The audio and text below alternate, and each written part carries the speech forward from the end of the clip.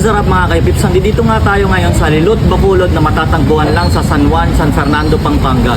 At meron pala sila dito pinagmamalaking Chicken Mommy na nagkakahalaga lang ng 90 pesos at ang kanilang goto na nagkakahalaga lang ng 85 pesos. So ano pang hinihintay nyo mga kaipips? Samahan nyo ako at titikman natin yan.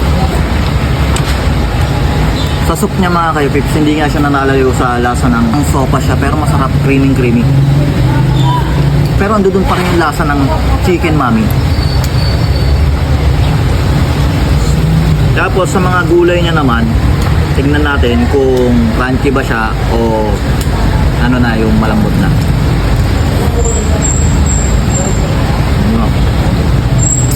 Sa gulay nila, tamang-tama yung luto. Crunchy pa siya. Tsaka masarap talaga, mga kayupit.